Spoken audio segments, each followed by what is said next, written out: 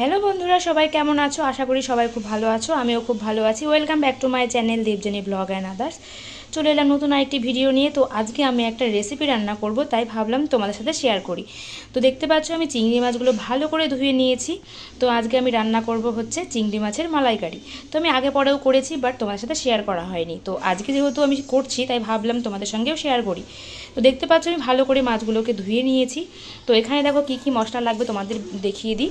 তো এখানে দেখো আমি পেঁয়াজ কুচিয়ে রেখেছি, আদা গ্রেট করে রেখেছি, টমেটো কুচি, এখানে কিছু গরম মশলা রেখেছি। তো এখানে শুকনো লঙ্কা যে যেমন ঝাল নিতে পারো, তো আমি ফোড়নের জন্য রেখেছি। আর নিয়েছি 3টে কাঁচা লঙ্কা। তো যেহেতু আমাদের বাড়ির কেউ ঝাল বেশি খায় না, তো সেই কারণে আমি অল্প পরিমাণে নিয়েছি। আর এখানে আছে জিরের গুঁড়ো, ধনের গুঁড়ো, গরম মশলার গুঁড়ো, তো যেটা আমি লাস্টে নামানোর আগে দিয়ে দেবো। তো কি বলো তো, আমি এর মধ্যে রসুনও যায়, বাট রসুন আমাদের বাড়ি কেউ খায় না, মানে মাছের মধ্যে বিশেষ করে, সেই কারণে আমি দেবো না। তো আমরা যেরকমভাবে খাই আমি সেরকমভাবেই তোমার সাথে শেয়ার করতে চাইছিলাম, তো সেই কারণে সেরকমভাবেই শেয়ার করছি। তো চলো দেখতে থাকো। আমি হচ্ছে চিংড়ি মাছটাকে হলুদ লবণ দিয়ে ম্যারিনেট করে রেখে দেবো কিছুক্ষণ। তো চলো আগে হলুদটা দিয়ে নিই।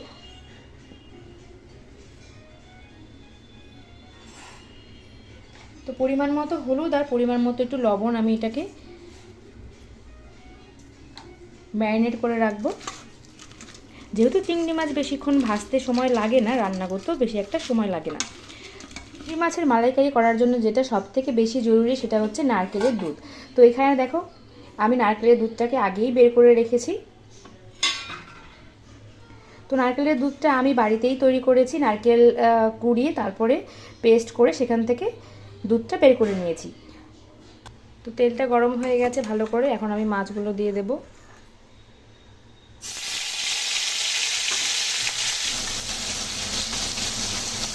তো মাছগুলোকে ভালো করে হচ্ছে উল্টো পাল্টে ভেজে নিচ্ছি। তো চিংড়ি মাছ তো খুব বেশি ভাজতে হয় না, তো মোটামুটি যতটা আর কি ভাজা দরকার পড়ে ততটা ভেজে নেব লাল লাল করে। তো মাছগুলো ভালো করে ভাজা হয়ে গেছে, তো চলো এবার তুলে নিই। তো দেখো তেল এইটুকু আছে, তো এইটুকুতে আমি রান্না করব, এটুকুতে হয়ে যাবে। তো দেখো এর মধ্যে দিয়ে দিচ্ছি জিরে,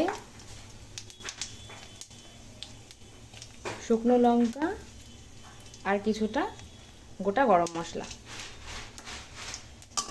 দিয়ে দেবো। এর মধ্যে আদা, দেবো পেঁয়াজ কুচি, ভালো করে হালকা ব্রাউন ব্রাউন করে ভেজে নেব।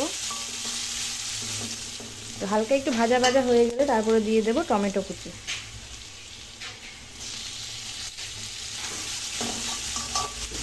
দিয়ে দেবো একটু হলুদ গুঁড়ো, লবণ। ভালো করে মশলাটাকে একটু ভাজা ভাজা করে নেব। তো মশলাটা ভাজা ভাজা হয়ে গেছে, দেখতে পাচ্ছ তেল ছেড়ে দিয়েছে। এখন দেবো হচ্ছে ধনের গুঁড়ো আর কিছুটা জিরের গুঁড়ো।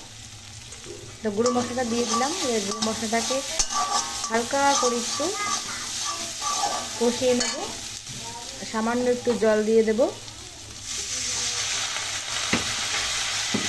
যাতে মশলাটা ভালো করে কষানো যায়। ভাজা হয়ে গেছে, তো এবার দিয়ে দেবো মাছগুলো, একটু নাড়াচাড়া করে তারপর নারকেলের দুধটা দিয়ে রেখেছিলাম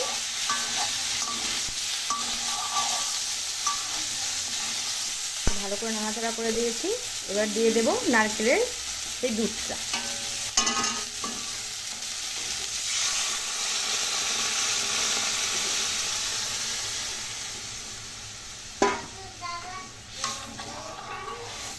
তো এবার দিয়ে দেবো কাঁচা লঙ্কা 3টে যে চিড়ে রেখেছিলাম, এই কিছুক্ষণ হতে দেব। তো চলো দেখতে থাকো আর সঙ্গে থাকো।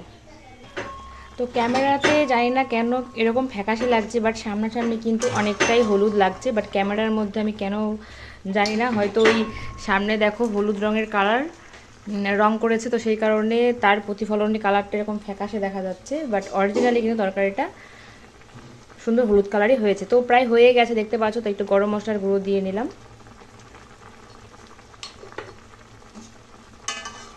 তো যেহেতু এই ঝোলটা আমরা সবাই খুব পছন্দ করি, সেজন্য আমি খুব একটা ঘন করব না, তো মোটামুটি সবাই খেতে পারবো সেই অনুযায়ী নামাবো।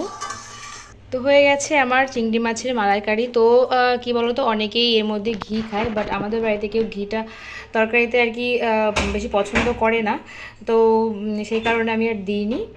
তো কেমন লাগলো ভিডিওটা অবশ্যই কমেন্টের মাধ্যমে জানিও, ভালো লাগলে লাইক শেয়ার করে দিও, পাশে থাকা বেল আইকনটাও প্রেস করে দিও, যাতে নতুন কোনো ভিডিও আপলোড করলে তোমাদের ফোনে নোটিফিকেশান পৌঁছে যায়। সবাই ভালো থেকো, সুস্থ থেকো, আর সঙ্গে থাকার জন্য ধন্যবাদ।